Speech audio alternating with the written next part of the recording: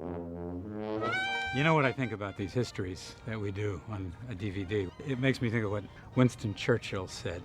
Churchill said, "History will be very kind to me because I intend to write it." And so I think all of this talk about years after when a movie was made, who knows what we remember, what we don't remember, but I'll try to give you some semblance of what at least I believe to be the truth. It might have more to do with what I wish were the truth. I don't know. This year's Miss Bonnie Parker. I'm Clyde Barry. We rob banks. This here's a stick-up. Next time I'll aim a little lower. Whoa! We're gonna have ourselves a time, boy!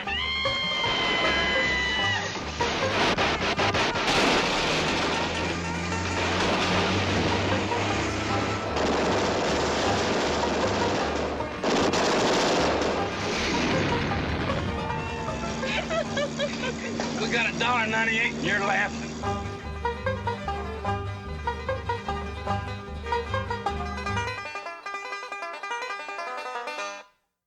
I had been the art director of Esquire magazine for about 6 or 7 years. And I was looking around for something else to do. And David Newman was a young editor at Esquire, and we were by chance reading the same book. It was a book by John Toland called The Dillinger Days, and in it there was a footnote about Bonnie and Clyde, and it said not only were they outlaws, they were outcasts, and that caught our imagination. Now, I had grown up in Texas, and I'd grown up with all these stories about Bonnie and Clyde, and I began to tell David some of the stories about them, and we decided to write a film about Bonnie and Clyde. At the time that David and I were working at Esquire, and when we were talking about films, there were an enormous number of films coming out of Europe, but especially a group of filmmakers in France. They operated on the title New Wave directors, and the ones that influenced us the most were Francois Truffaut and the director Jean-Luc Godard. And we went to Texas, and we talked to people, and we came back to New York, and we wrote the screenplay. And we sent it to Truffaut, and Truffaut said that he had committed to doing Fahrenheit 451. And we were disappointed that it wasn't Truffaut. I went to Paris to talk to Truffaut about maybe doing a movie about Edith Piaf, and he wasn't interested in that. But we had lunch, and he told me about Bob Benton and David Newman, who had done this script about Bonnie and Clyde, and said I really should get in touch with him. And so I called Bob Benton when I went back to New York. And one Saturday morning, the phone rang, and it was Warren. And he said that he had had lunch with Truffaut, and Truffaut had said he should look at this screenplay. And I thought, okay, well, I said, tell me your hotel, I'll drop off the screenplay. And he said, no, I'll come by and pick it up. And my wife was in blue jeans and a shirt and her hair in curlers, and the doorbell rang 15 minutes later, and there was Warren Beatty. It was 2 weeks before she'd speak to me again. He read it, he wanted to do it, he wanted to buy it. You know, whenever I come across a piece of material, I never see myself in it, because that's not me. And when I first had read the script, I kind of saw Bob Dylan, who I kind of knew, in it. And I went through all kinds of ramifications, and then eventually began to face the music of playing the part. When he did buy it, we had meetings about who should direct it. And we urged Warren to go back to Truffaut. But he said something very smart. He said, you've written a French screenplay, you need an American director. And that was a very, very good argument, very persuasive. I had made a picture with Arthur Penn. We had made a movie called Mickey 1, but on Bonnie and Clyde, I went to Arthur first, he turned me down, and then I was turned down by 10 or 12 other directors. I offered it to George Stevens, I offered it to Willie Wyler, I offered it to a whole slew of people. And they were kind of curious about it, but didn't want to do it. One after another turned it down. They said, well, the characters are not sympathetic. You don't like them. I don't see the point in it. It's violence, it's gratuitous, all kinds of things. And then I came back to Arthur, and I said, you know, you should come back and make another movie. And then this time he decided to do it. I worried because I was afraid it was just going to be a gangster story. But when I finally said yes, it meant I would go to work with Benton and Newman on the sort of perceiving it. And so there were things that we changed rather radically. There was a sort of ménage à trois in the original story. The C.W. Moss character was a hulking sort of football type, and I thought that was way too sophisticated for the kind of story I thought we should tell. When Dave and I first wrote it, Clyde was bisexual. And when Warren came that morning to get the script, after I calmed my wife down, he called and he said, I started reading, I'm 20 pages into it, I want to do it. I said, Warren, wait till you're at page 47. And because I said, that's non-negotiable. And Warren called back an hour later and he said, okay, I read it, I know what you're talking about, I still want to do it. I said, okay. From the very beginning, Arthur wanted to take the homosexual aspect out of it. And I took discreet pains to not have too much of an opinion on that. It was the mid-'60s, and I thought, it's fine. Warren never said a word about it. But Arthur came to us and said, I want you to consider changing the bisexuality. And we got sort of uneasy about that. And he said, I'm giving you two reasons. One is to have this meeting with an actor-producer. The next day, the telephone rings, and it's Warren Beatty, actor-producer. And he says, I hear you took pictures of Faye Dunaway yesterday. I said, yeah. And he said, what did you think? And I told him that they were good. And he said, how would you like to show them to me and to Arthur Penn? I said, well, I'd love to do that. He said, well, why don't you come on over? We're talking about it right now. So I took my slide projector, my boxes of slides. I threw an old sheet, king-size sheet in the car, and drove down to the Beverly Wilshire, went up to Warren's room and went through the slides, and they looked and they talked, and sometime later he said that Warner Brothers would buy the pictures from me. He wanted me to get something out of this. And I said, you know, I appreciated that, but what I'd really like would be when they made the movie, if he would send me a ticket to come down to Texas and watch. And I went down to Texas. So it was a fabulous learning opportunity for me, for which I will always be grateful to Warren. Script, and it was amazing. I had a manager who went up the 5 flights of the walk-up. I remember saying, you have to do this, you have to do this. I said, yeah, I know, it's pretty good. I mean, it was a very wonderful role, obviously, you know, with such colors, and there was tragedy, there was poetry, there was vulnerability, there was sexuality. I mean, everybody in Hollywood wanted it. And I darn near didn't get it, because I gained weight for the dirt farmer's wife in Hurry Sundown, and then so I had to take the weight off, and I did take it off quite fast, as it were. But anyway, I auditioned for Arthur Penn and for Warren Beatty. So I met this young woman, Faye Dunaway. I thought she was not right for the part, but I thought that she was going to be a big deal. And I liked her very much, and I knew that she was just the kind of person that Arthur Penn would like. So I said, look, there's a girl I want you to meet, because it's your kind of actress, and you're going to think she's great. I said, I don't know if I want her in the movie, but I think you should meet her. I'd seen her in After the Fall in New York, and I remembered her as being kind of a beauty, but I sort of had the memory that she was an actress. She could act. She went down to meet him, and then he called me in about 45 minutes, and I think I want her in the picture. And so I think in an unconscious level, I knew that this was going to happen. Warren kind of had to be talked into it a little bit, and for some reason, Arthur really saw it. He saw what I could do, in spite of the fact that I was a little too fleshy and I wasn't a big star yet. But Faye was the person to go with. She was and is as dedicated and as energetic and as driven as any actress that I've known. Very, very high on, and he was certainly right about that. And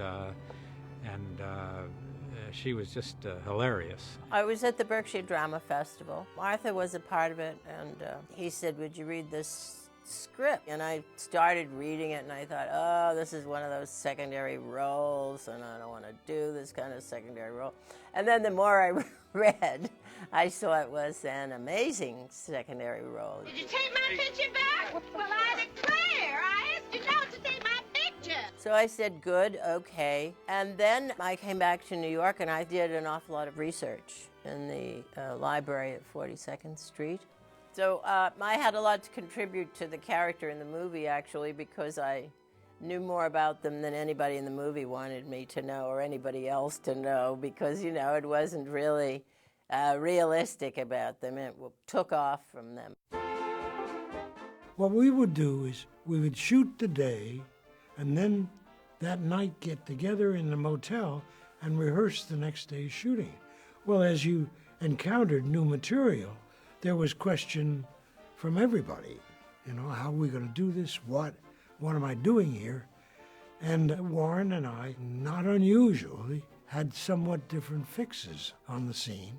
I said I wanted to have one little provision. I said I would like to have an argument with you every day. We don't have anything to argue about. Let's find something to argue about. And then, you know, we'll wind up at the end of the argument. We'll do what the director says. You're the director, and we'll do that. But I have the right to beat you up in a kind way. And he thought that was a good idea. Bob Town once said, whoever gets tired of arguing first loses, you know, or discussing, fighting for their point or their point of view or something. Fight's not a good word, but fight was the word that I had as an actor watching them. But I mean, obviously they were involved in some heavy, professional, collaborative decision making. We'd all be sitting in that car, you know, me, Faye, or Estelle, and Gene. And Warren would be talking to Arthur, like for hours, how the scene should be done. We'd be out in that field, you know, and every scene, you know, they'd do that, and we'd be sitting in the car, you know. And you could almost feel this sort of tension from the energy, because on the one hand, there was this independent spirit that was happening, and yet at the other hand, it was a Warner Brothers movie. When you think about all of that, you realize the push and pull that was taking place. We were in Texas this whole time too, so there was nothing distracting us. So I think we all developed the characters as we went along, and we used the company to help us to do that. You know, we had to get up really early in the morning, and when especially with that tattoo, you know, that was on me. So, you know, that Bob Jarvis would come in the morning and put that tattoo every morning, and like half, you know, sleeping, and we'd be putting this tattoo on really early every morning for 2 months. And, you know, we worked late. But I was very young, so you could do it. You know, I could do it now. When you're doing a movie, you're not doing much else, and you oughtn't to be doing much else, really. Unfortunately, it takes that kind of focus and attention to detail. It was a very lively experience. You know, it was the first movie that I had produced. And I would say, to some extent, talent is energy. And Bonnie and Clyde is an energetic movie, and the energy holds up.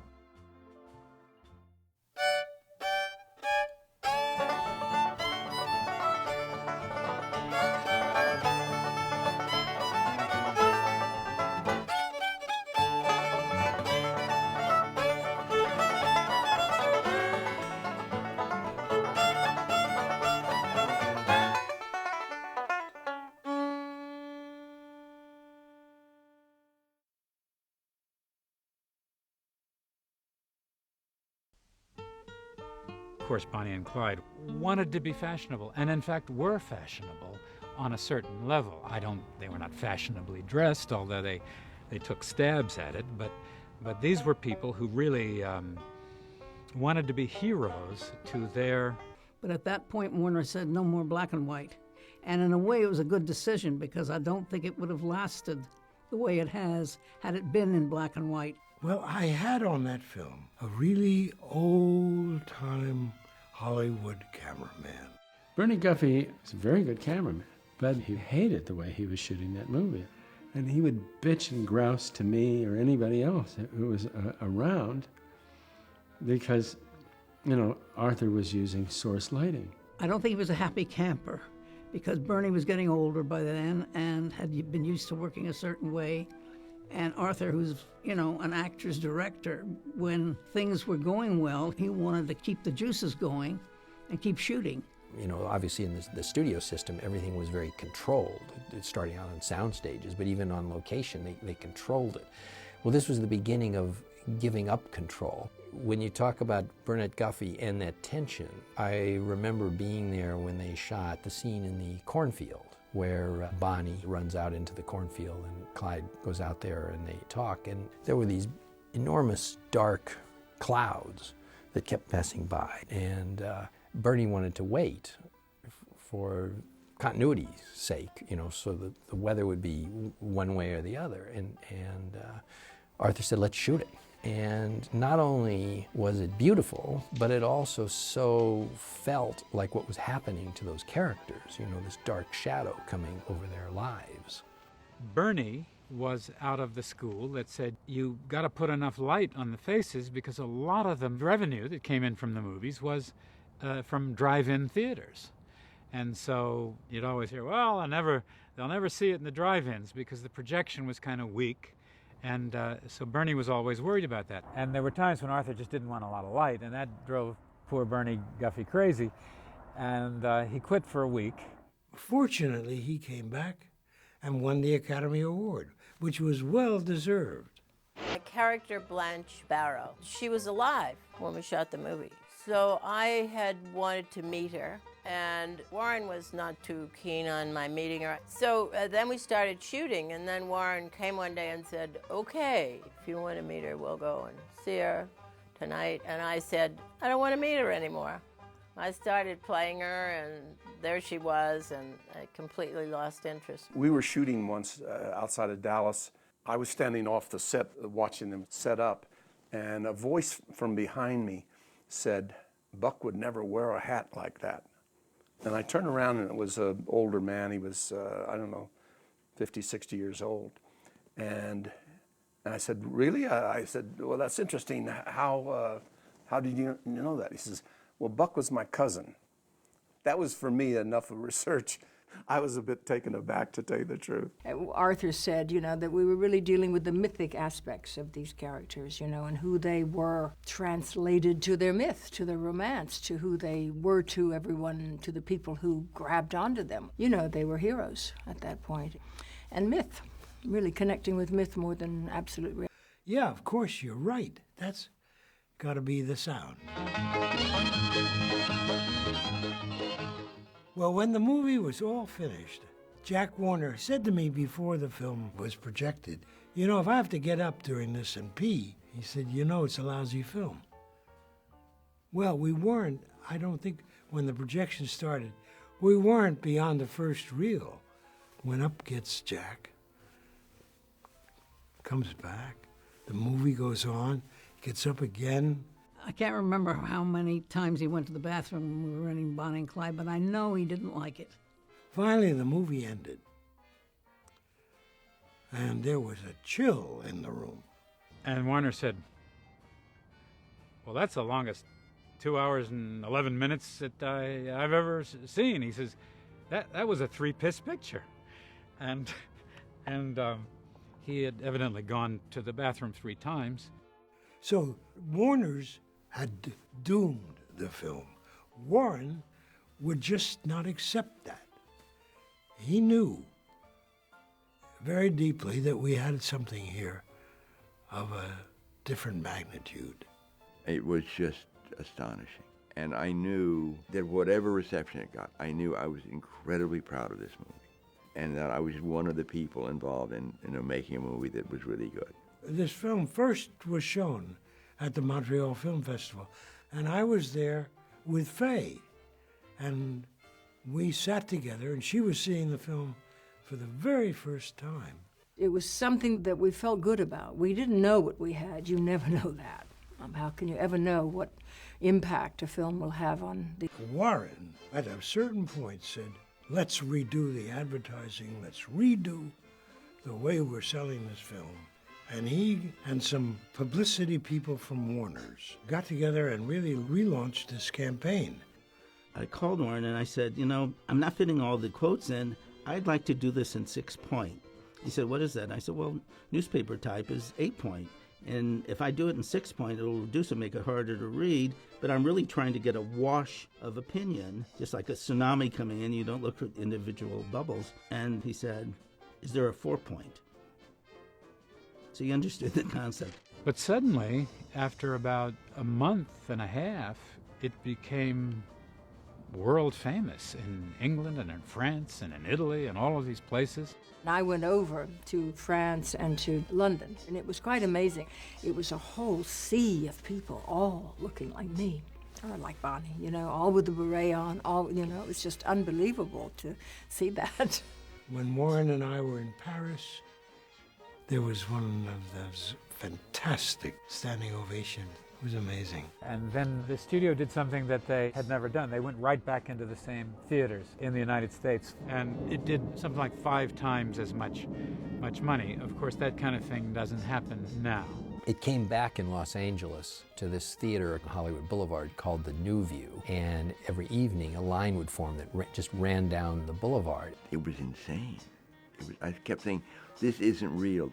I was slightly depressed and all because I kept thinking, it will never, ever be like this again. People would come up and take me by the shoulder, and it was like they thought I was a box of cereal that they owned because they'd seen this movie. I found that very difficult. Yeah, still walking down the street. Oh, aren't you Bonnie and Clyde? It really launched careers. I remember the first time I saw it, like Life magazine did a big fashion layout on Faye, and saying, oh, this is really getting hot. It's really a hot movie. I think it came out in August of '67, and I had just been fired from a movie, and I was really depressed. And then when Bonnie and Clyde came out like a month later, you know, I had some hope of maybe sticking around as an actor. Hey there, let me get the Kodak here. We'll take some pictures. Just beginning to seek and explore a way of connecting with an audience and draw it away from television, which is primarily family-oriented.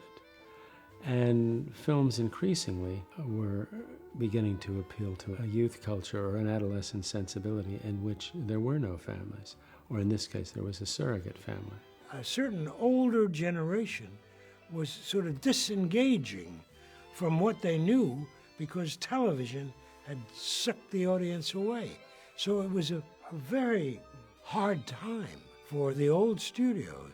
They were trying to keep making the same movies again and again and again, and the life had been drained out. And somehow a group of young filmmakers showed up, and they were deeply influenced by the European films, who were in turn deeply influenced by American films. The film was electric. The audience just suddenly looked at it and said, movies have changed. I said to Warren at the time, boy, I hope you have a bottle big enough to put this into because you're never going to experience this again. He probably did. There was no department on that film where there wasn't somebody who was simply extraordinary, being given an opportunity to do their job in ways that they had rarely, if ever, been given an opportunity to do them before. It was not a big operation, a big movie, you know, and you couldn't possibly make a movie that would sweep the world like that. I mean, not just America, but it really swept the world. It was amazing. It was just really great. It'll be remembered forever, that movie, I think. What I thought was, if movie making or acting in general was like this, then man, I was in for the duration, because I loved it. I loved the